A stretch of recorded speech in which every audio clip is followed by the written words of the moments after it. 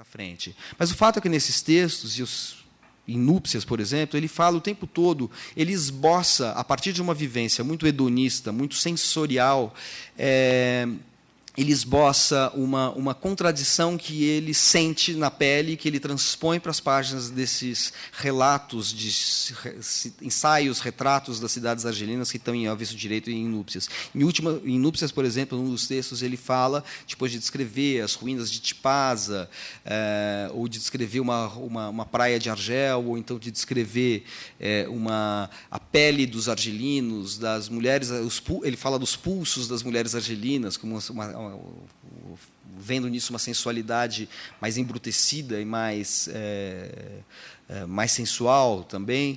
Ele, no meio dessas descrições bastante hedonistas, sensoriais da Argélia, né, em que ele fala do mar, da paisagem, das árvores, e é muito bonito, muito opulenta essa descrição, ele sempre ele vai inoculando aí alguma ideia de algumas imagens de um certo amargo, de um travo amargo que este prazer intenso traz consigo. Quando ele fala, por exemplo, sobre o homem, ele está falando daí, né, já de uma paisagem da Toscana, é um momento em que ele está circulando pelo Mediterrâneo, vamos dizer assim, a partir de algumas viagens que ele fez na juventude.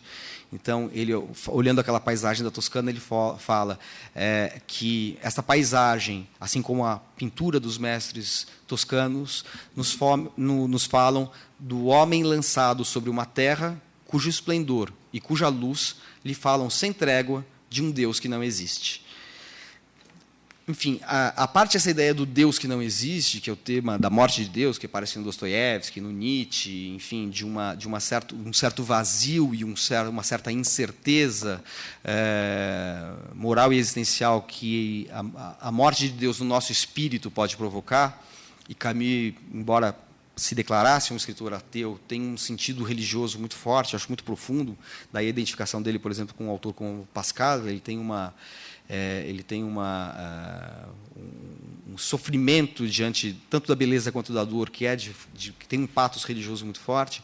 Ele remete aí à ideia de um Deus que não existe, e que, podendo ser uma certeza, também é algo que o deixa inconformado, né? Quando ele fala desse homem lançado, quando ele fala do homem lançado sobre uma terra cujo esplendor e cuja luz lhe falam sem trégua de um Deus que não existe. Na verdade, é como se ele falasse esse esplendor e essa luz que são absolutamente divinas e, no entanto, elas são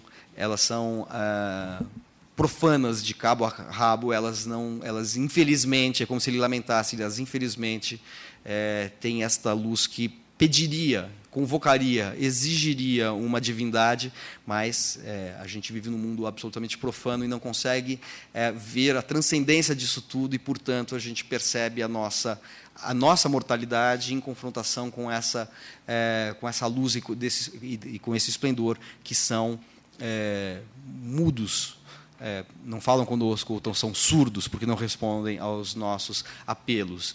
Daí o fato de que ele, numa formulação que daí já praticamente antecipa o tema do absurdo no mito de Sísifo, ele ainda em Núpcias fala assim, depois também de fazer uma descrição de alguma praia da Argélia, não sei exatamente qual o momento aqui que eu selecionei, sendo sempre do livro Núpcias, ele fala assim, que acordo mais legítimo pode unir o homem à vida do que a dupla consciência de seu desejo de durar e de seu destino de morte. É uma frase belíssima, mas, como eu digo, é uma frase que é belíssima justamente pela formulação e na maneira como ela se inscreve na obra do Camus. Mas o Camus tem, assim, um pouco como Montaigne, né? Embora Montaigne tenha, lógico, existe em Montaigne toda uma retaguarda do ceticismo antigo, do ceticismo filosófico, né? O Montaigne traz essas questões para uma inquietação que é muito cotidiana, muito presente no dia a dia, assim como Camus também traz isso para a nossa realidade presente. E esse será aí o tema do absurdo dentro do mito de Sísifo, que é um livro, como eu disse, que daí desenvolve uma série de temas, de diálogos com outros autores, e cria alguns emblemas do absurdo, como Dom Juan, ou então o revoltado, ou o ator. São temas que aparecem, são emblemas que ele encontra como representação, como encarnação de alguma maneira, do tema do absurdo. O fato, porém, é que se o tema do absurdo aparecia de um modo um tanto quanto tênue, sem dizer seu nome, nos livros de juventude, que são O Avesso do Direito e Núpcias, eles vão aparecer explicitamente no ensaio sobre o absurdo, que é o mito de Sísifo, e vão também estar presentes na obra dramatúrgica, teatral, e na obra romanesca do Camus, sobretudo nos dois, na primeira peça dele, que é o Calígula, e no Estrangeiro. O Calígula é escrito quase que simultaneamente com o Mal Entendido. Não sei exatamente quem vem antes, se não me engano, o Mal Entendido. São publicadas ambas em 1944. Tanto faz, porque ele estava produzindo as duas mais ou menos dentro do mesmo contexto.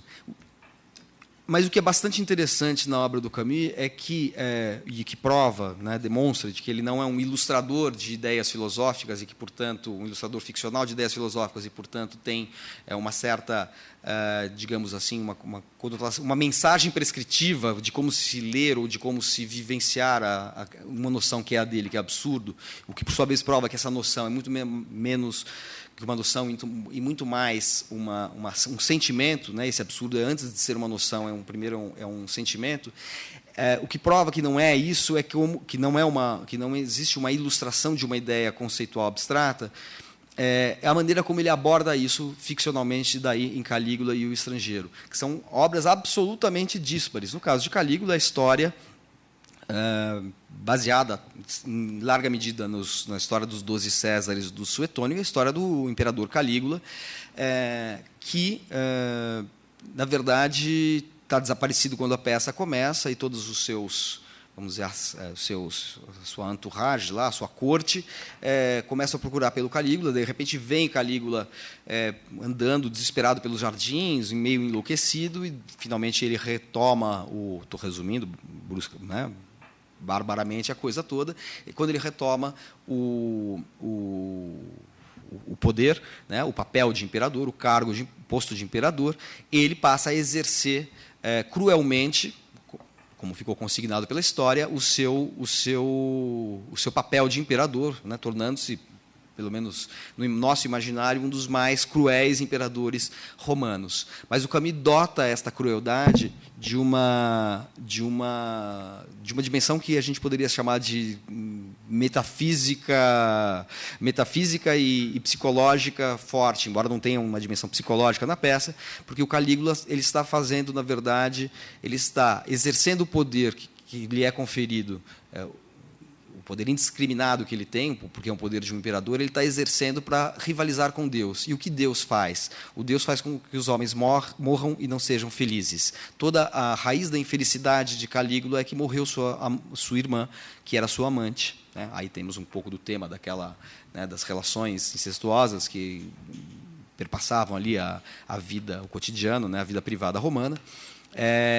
A sua irmã havia morrido, e isso deixou desesperado o Calígula, fazendo com que ele vagasse pela noite durante muito tempo, sumindo de Roma. E quando ele retoma, ele, diante desse leitmotiv, esse mote que se repete durante toda a peça, ele fala assim: os homens morrem e não são felizes.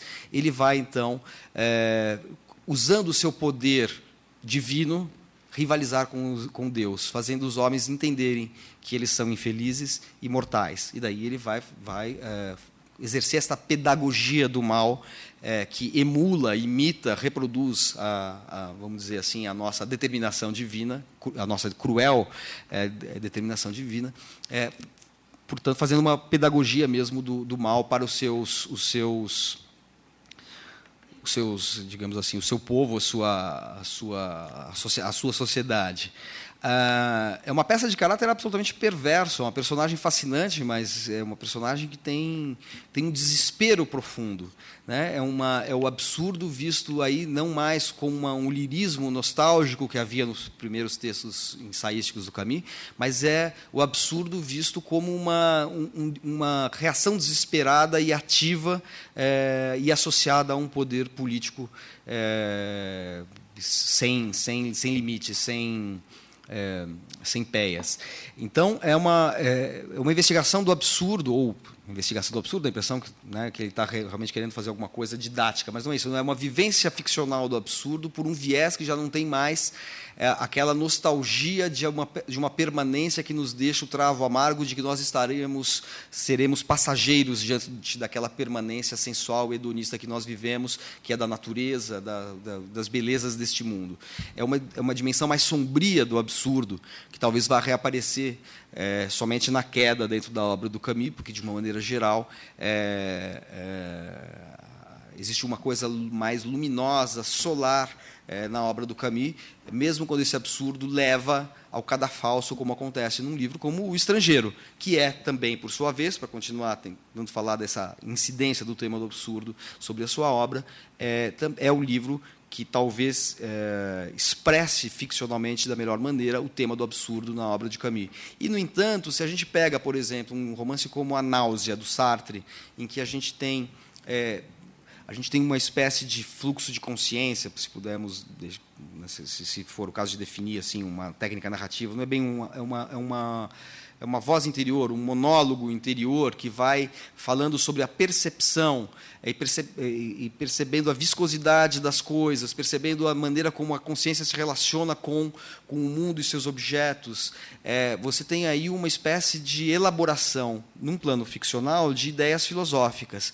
O absurdo do Estrangeiro, do Camus, não aparece de maneira alguma como uma elaboração filosófica. Até porque a personagem é uma personagem absolutamente despida de dimensão intelectual. É uma personagem que está imersa num fluxo contínuo de acontecimentos e que vai vivendo aquilo com uma certa passividade fatalista, que pode conduzir tanto às praias argelinas, que o Camus já havia celebrado anteriormente, no começo da sua obra, como pode conduzir ao cadafalso, ao julgamento. Eu já falei no começo que, quando eu mencionei que ele lê lá o recorte de jornal, que ele está na cadeia por ter cometido um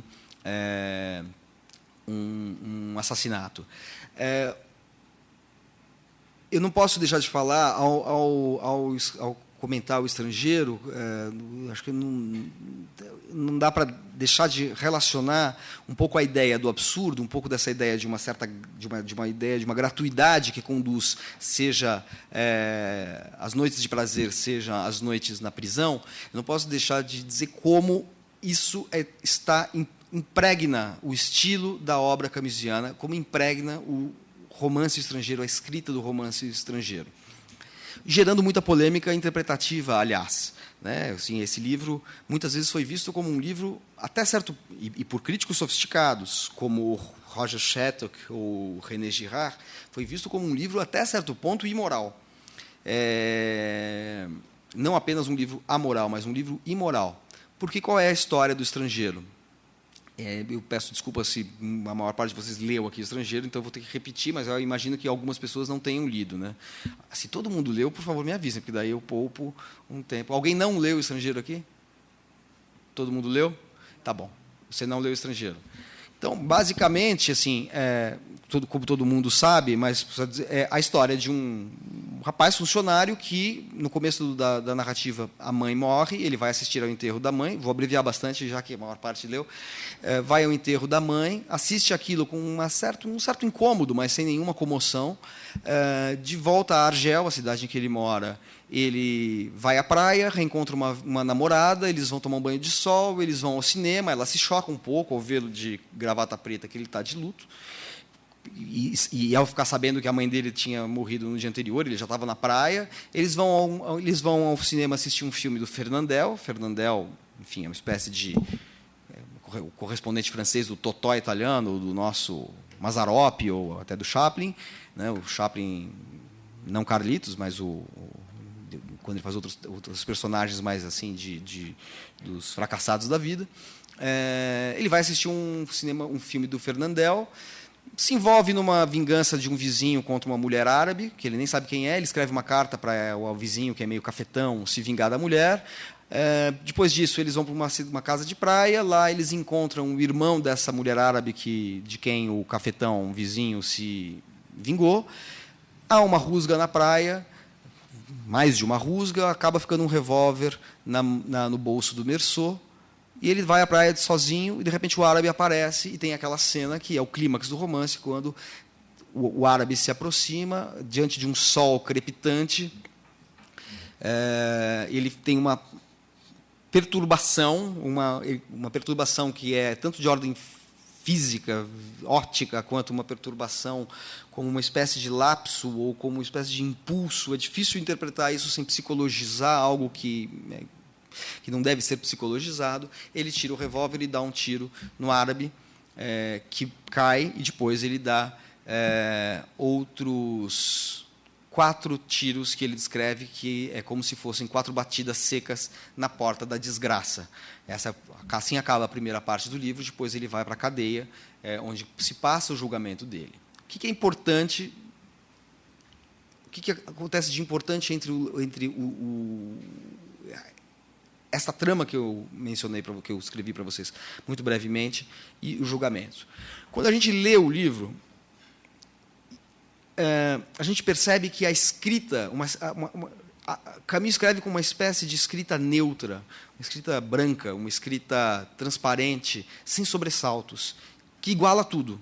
A morte da mãe, a tarde que ele passa com Marie, que é uma ex-colega que é a namorada, ex-colega que ele se torna namorada dele, a maneira como ele vai ver o filme do Fernandel, a maneira como ele ajuda o cafetão, a maneira como ele briga com o árabe na praia e mata o árabe na praia. Tudo isso é escrito com uma certa monotonia estudada, uma certa monotonia intencional de escrita, que coloca tudo no mesmo plano, sem sobressaltos.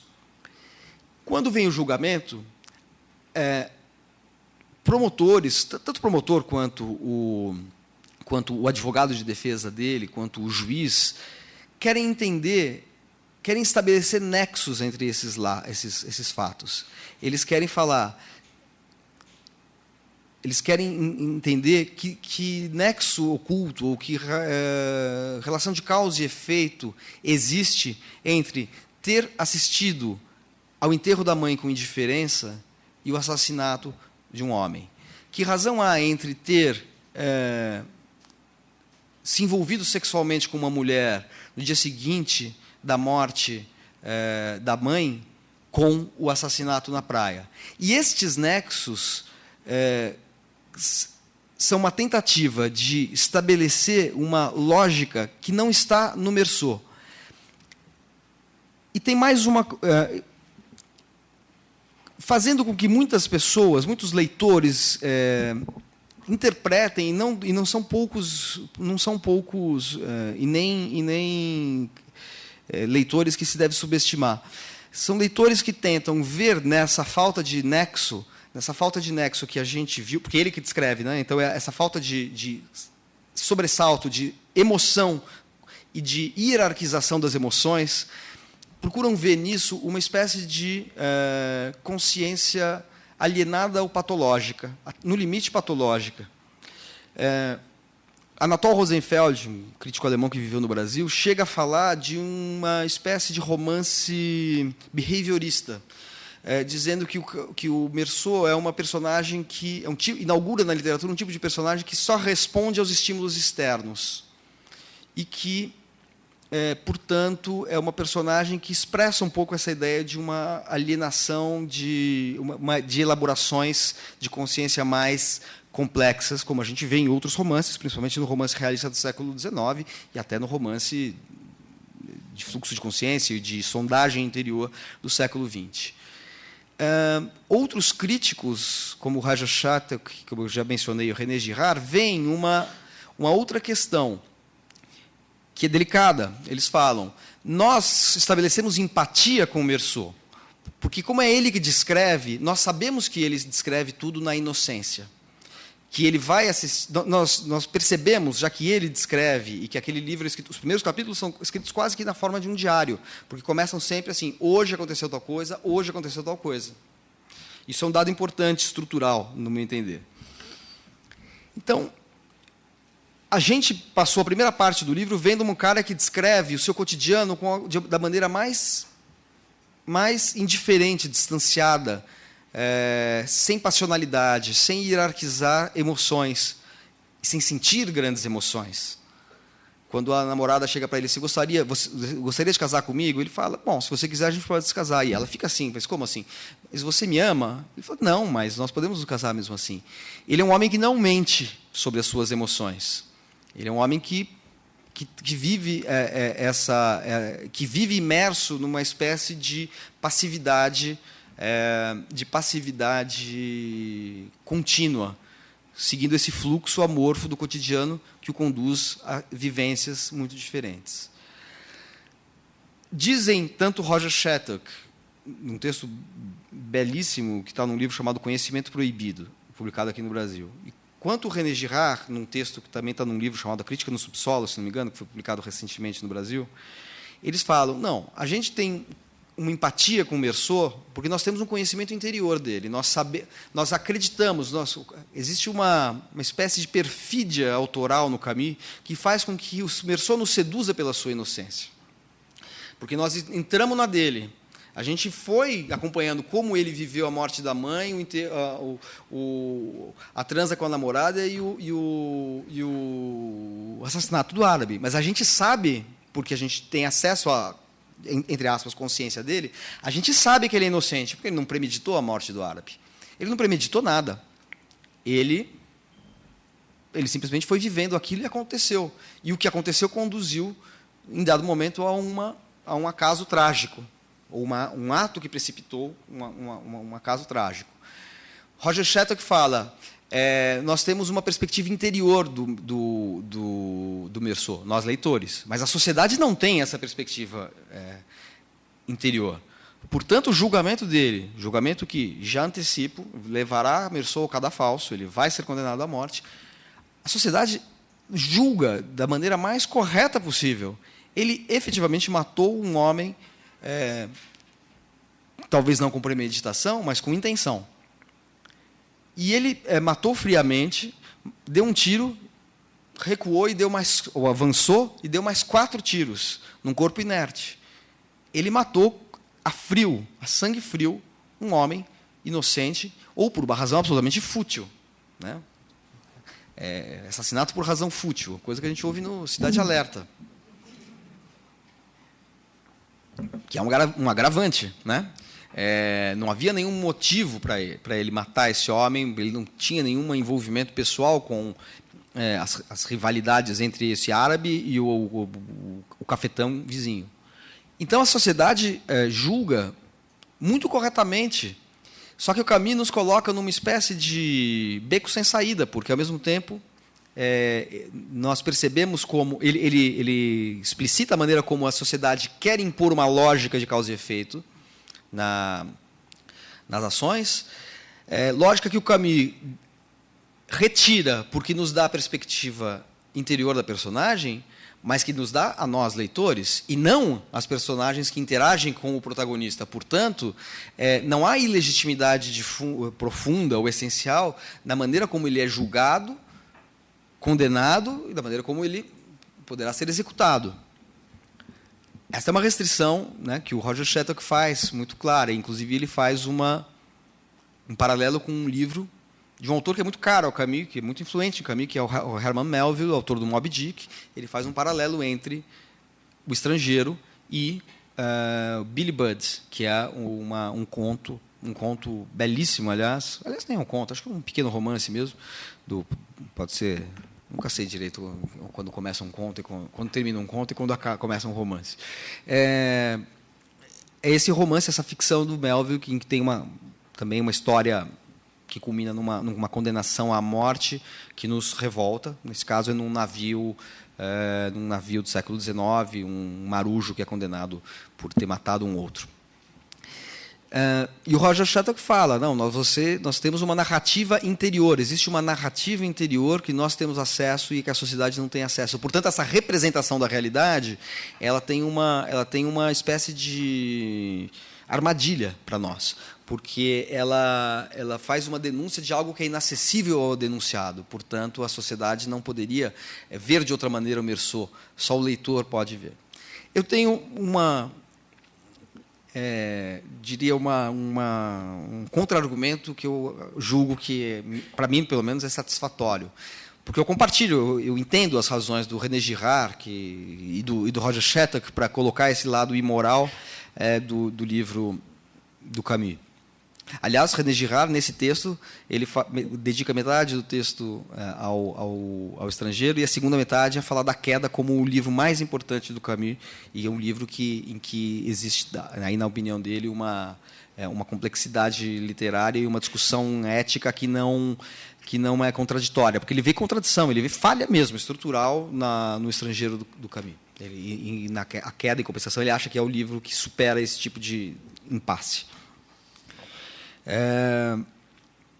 Eu acho que eu tenho um contra-argumento que me parece, inclusive, fundamentado na obra do próprio Camus, nos textos que ele escreveu a respeito de sua própria obra e também em alguns textos interpretativos de outros autores. Acho que tem uma contradição, e aí eu acho que a questão estrutural é muito importante, mostra como um escritor que aborda um tema filosófico, ele se coloca acima de tudo como um escritor quando essa questão filosófica está assimilada, incorporada à estrutura da obra. Tem um dado estrutural, que, portanto, é literário, é ficcional, narrativo, linguístico, tem um dado estrutural na obra que dá um indício de como a gente não pode condenar o Meursault, que é o fato, justamente já mencionado aqui por mim, de que, ao escrever a primeira parte, a segunda também, mas o que nos chama mais atenção é a forma narrativa do estrangeiro, dela ser escrita como uma espécie de diário. Existe uma inverossimilhança de fundo, de essência, que está de saída, que é a seguinte: uma personagem como Meursault, que vive nesta indiferença, não escreve, não narra. Portanto, a gente tem que pensar naquela célebre descrição, ou naquele conceito que o Humberto Eco introduziu nos estudos literários, de certa maneira, que é a diferença entre, no caso de uma narrativa em primeira pessoa, entre o autor e o protagonista. Nem sempre o protagonista é o autor. O Eco fala, o autor, às vezes, é uma voz invisível, é quase uma possessão. É quase um espírito que entra como um endemoniamento de uma personagem e a conduz, como se fosse mesmo uma marionete, um mimo, no sentido grego do termo. O Eco fala isso. O autor, o narrador, ele não se confunde com o protagonista. Ele está mais do lado do autor do que do protagonista. O narrador, ele não é necessariamente aquele que narra. Existe uma diferença entre essas duas instâncias, que pode parecer abstrata. O Zé Saramago, por exemplo, odiava esse tipo de distinção. Ele falava, não, quando eu escrevo em primeira pessoa, sou eu mesmo que estou pensando, etc. E tal. Ele desqualificava completamente esse discurso de teoria literária. E existe uma tese de um professor que trabalha aqui, que é o Adriano Schwartz, que contesta a versão do Saramago sobre si mesmo. Enfim, é conversa que dá pano para manga. Mas me parece que exatamente o Meursault não é uma personagem, embora o Camus trabalhe num registro muito realista no sentido da representação, de tudo aquilo que acontece, de uma certa verossimilhança dos fatos, dos encadeamentos lógicos, da temporalidade, da ação espacial, etc. Me parece que o Meursault não é uma personagem naturalista como a gente está acostumado, ou realista como a gente está acostumado a ver em outro tipo de ficção. O Meursault é uma espécie de mito. O Meursault é uma espécie de mito rebaixado. Eu não tenho dúvida de que o Camus pensasse assim, porque ele via, por exemplo, um escritor como Melville, o autor de Billy Budd, um autor de relatos míticos rente ao chão. Ele fala assim, o Melville, o prodigioso no Melville é que ele trouxe as narrativas, os mitos bíblicos e a mitologia, de uma maneira geral, ele trouxe para um nível de uma existência aventuresca que nos é familiar, mas ela ainda assim é mítica, ela é uma fabulação mítica.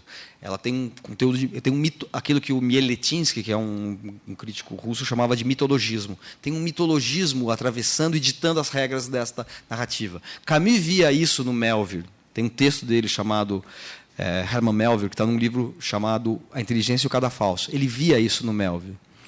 Isso está nele, a ponto de que em algumas entrevistas, ele comenta esse fato de que as personagens deles eram como mimos do teatro grego, eram personagens que enganavam por estar muito próximas da nossa representação, do nosso ilusionismo realista, mas que, na verdade, elas seguiam um percurso mítico. E um leitor muito sensível, como Roland Barthes, escrevendo um texto sobre O Estrangeiro, ele fala justamente que, no caso do Estrangeiro, você tem uma espécie de mito da consciência desgarrada que obedece ao sol, porque o Meursault, como eu disse, mata sob o influxo do sol. Ele mata como se este sol, se o fogo solar funcionasse com o rigor da necessidade antiga, o rigor da necessidade dos oráculos, dos deuses. Ou seja, o Barthes identifica isso. Inclusive, quando eu fiz minha tese sobre O Estrangeiro, eu não tinha lido esse texto do Barthes, e quando eu li, eu falei, caramba, já estava dito isso, né? Eu não mencionei, mas é incrível esse texto do Barthes. São 2 textinhos muito curtos, publicados nesse livro aqui, inéditos, volume 2, Crítica, né, da coleção organizada pela Leila Perroni Moisés para a editora Martins Fontes. Tem esses belos textos sobre o estrangeiro, em que ele vê no estrangeiro uma espécie de mito mesmo, mito da consciência desterrada, dessa consciência errante no mundo e que pode, aí, de uma maneira bem camusiana, passar pela experiência da sensualidade argelina, das praias argelinas, ou passar pela tragédia, que também é uma tragédia mediterrânea grega, ditada, enfim, como disse Roland Barthes, pelo fogo solar, que funciona aí com o rigor da necessidade antiga, dos oráculos antigos. Por conta disso, e eu acho que isso, para mim, é suficientemente esse argumento de que a literatura do Camus jamais é realista, embora ela esteja num registro realista, e ela tem uma dimensão mítica, isso, para mim, é suficiente para não psicologizar e não julgar o julgamento do Meursault do ponto de vista jurídico. Tampouco com os instrumentos da psicologia. Acho um equívoco. Eu acho que o livro não autoriza um julgamento do ponto de vista psicológico ou do ponto de vista jurídico. Não é esta a questão dele. A questão dele é esta vivência do absurdo, que impregna toda a narrativa, em que tudo equivale a tudo. O que é o absurdo? É a absoluta falta de sentido de todas as coisas.